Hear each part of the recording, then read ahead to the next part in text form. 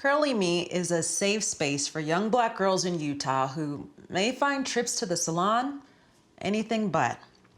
Founder Alyssha Dairsow launched the organization after a trip to a salon left her in tears. Alyssa's push to empower local girls of color coincides with the national movement to create an open and respectful world for people with natural hair.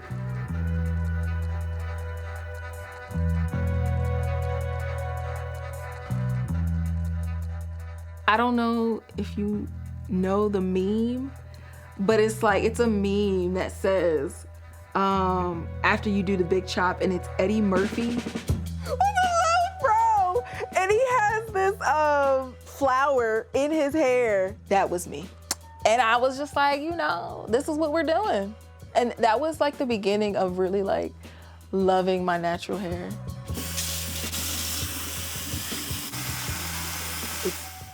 A stress reliever when I'm in it or when I'm twisting it. It's something that I probably spend more time on my hair than I do on picking out outfits because I love it. The things that Black women can do with our hair, oh my goodness. The styles that I've seen, the techniques that women have adopted to say, this is how I'm gonna present myself to the world, whether you like it or not. Because when I get done, these are gonna be popping.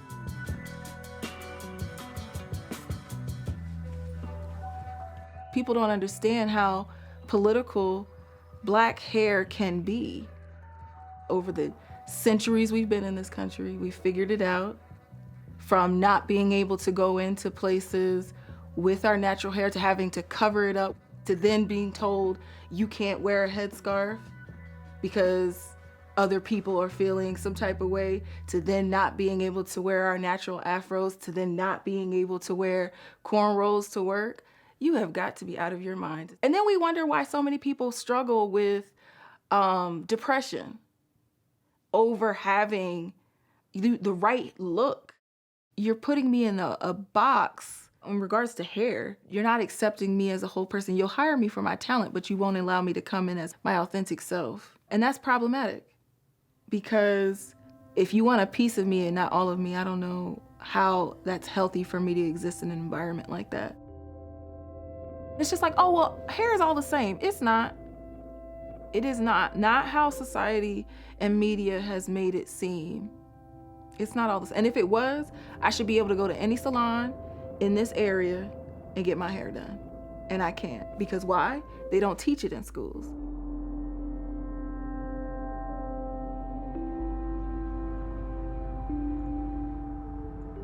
I remember my first experience here in Utah trying to get my hair done, again, not knowing much. So I went to a hair school.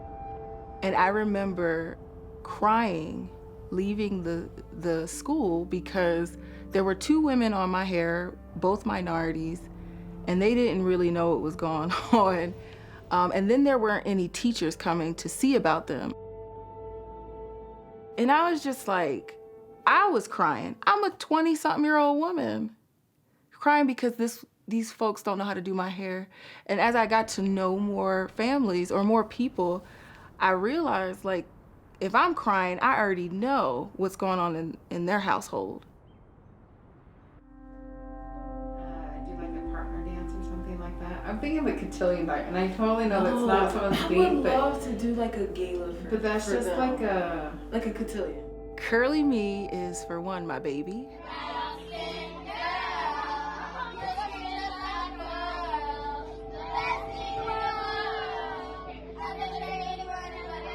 There's nothing like it here. It is a resource for families with children of color, specifically Black girls between the ages of 5 and 14. We hold quarterly events to help educate, empower, and encourage them to be their best selves. After really saying, well, they don't need it, or it's not needed here, it is needed here. If I'm looking from the outside in, it may not make sense, but I was once the little girl who didn't see a lot of girls in elementary school that had my hair texture. I just honestly look at these girls literally as an extended family member, and I just want the best for them. It's an invaluable resource for us. We were waiting for a child in Ethiopia, and in the meantime, found out about Caleb, so we adopted him, and then a year later felt like we should adopt again. So we had Caleb and Noah 13 months apart, and then we found out about Yema. You saying that's sloppy? I am saying that's sloppy because you can write much better. Well, this is my best handwriting.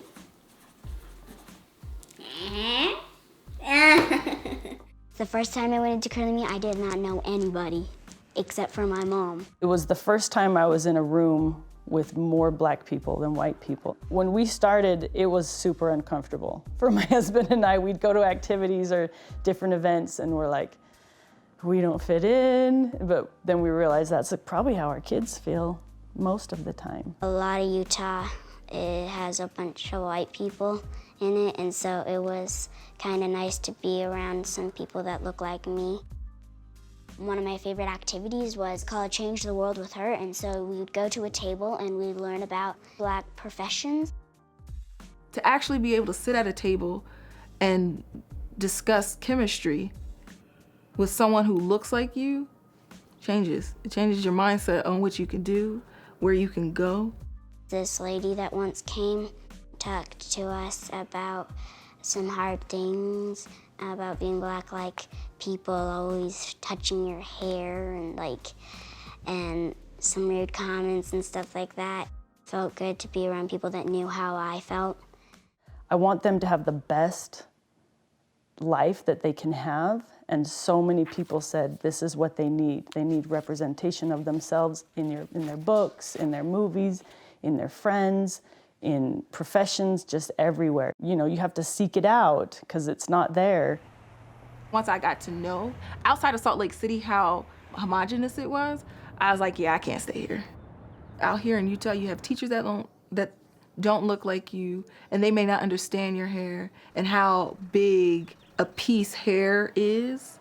Talking to some girls, it's just like, I don't think I'm pretty because someone doesn't understand how to do my hair. It's definitely interconnected in regards to how you feel about yourself, how you present yourself to the world. What brought me to Utah is not why I stayed, for sure. And don't do, if you want to do this, that's fine. And that's fine. I found out who Alyssha was here. I found out that what a lot of my gifts are here. I've found vision here, and that's what keeps me here. When you see these little girls and their families come and parents are just taking pictures and the girls are just living their best lives. I am one who doesn't have kids, but there have been plenty of times where I've just cried. I've literally just cried because I feel so blessed and so grateful to be able to provide this space for them.